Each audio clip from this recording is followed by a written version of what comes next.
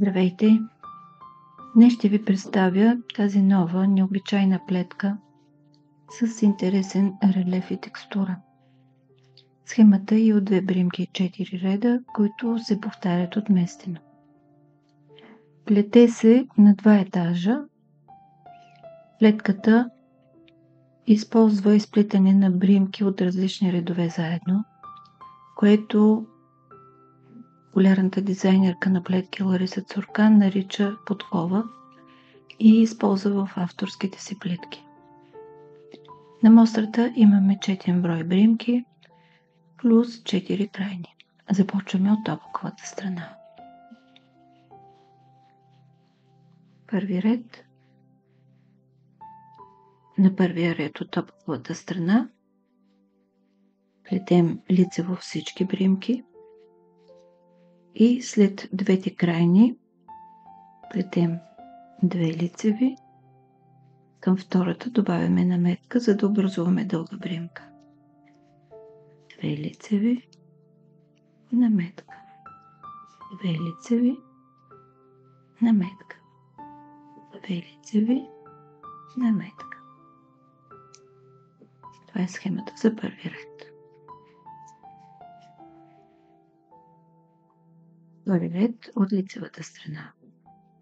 Както казах, на първия етаж първата бримка е дълга бримка, втората е подкова.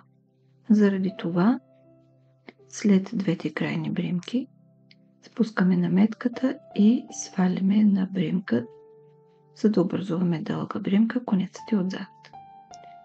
Основната бримка подковата плетем лицева. Сваляме наметка, издърпваме бримка, лицева. Сваляме, издърпваме, лицева. Сваляме, издърпваме, лицева и плетем така до края на реда. Трети ред от обуховата страна. Тук повтаряме като в втория ред. Дългата бримка сваляме, подковата изплитаме. Една опакова, една свалена, конецът този път е отпред. Опакова, свалена. Опакова, свалена.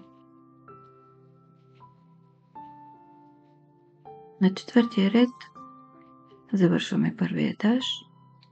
След двете крайни бримки, дългата бримка изплитаме лицево.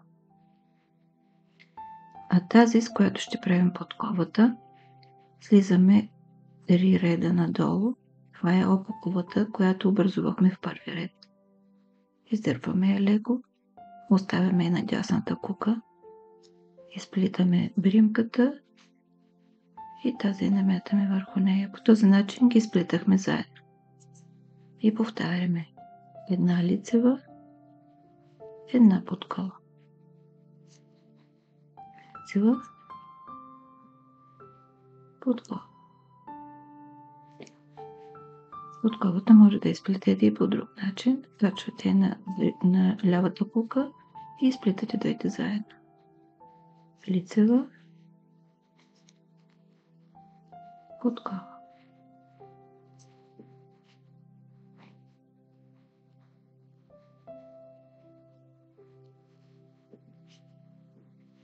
Това е схемата за този ред и я плетем до края на реда. Завършихме с първия етаж на плетката. Той започва с една дълга бримка и втората е подкова. На следващия етаж ще е обратно. Първата ще е подкова, следващата ще е дълга бримка. Затова на петия ред от обуховата страна плетем след двете крайни бримки последния начин. Една лицева, наметка, втора лицева. Лицева, наметка, лицева.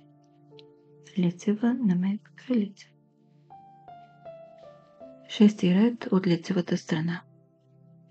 Имаме една подкова и една дълга бримка. Подковата изплитаме лицево, а дългата бримка сваляме наметката, изпускаме я и издърпваме дългата бримка.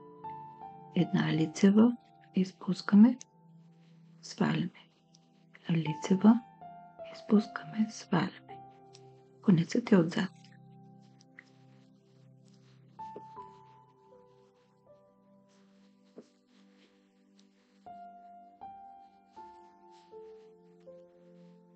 Седми ред от опаковата страна, след двете крайни бремки, една свалена, една опакова.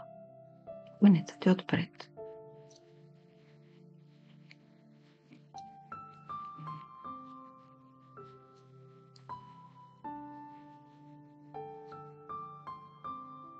Осми ред от лицевата страна, след двете крайни бремки, имаме една подкова и една дълга бремка.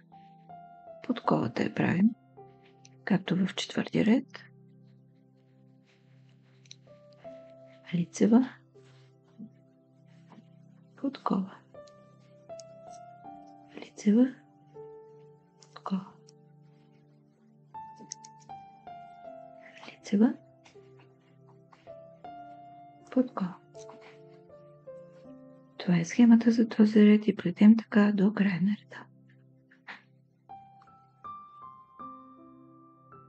Представих ви тази интересна и необичайна плетка от добре оформени геометрични фигури, малки и големи ромбове и шестоъгълници, която е леко ажурна и релефна и подходяща за всеки сезон. Горещо ви я препоръчвам. Благодаря ви, че бяхме заедно. Ако харесвате това видео, натиснете бутон лайк. Абонирайте се за канала и за известията, за да гледате всички мои видеа. Пожелавам ви вдъхновение, летете с любов и бъдете щастливи. До скоро!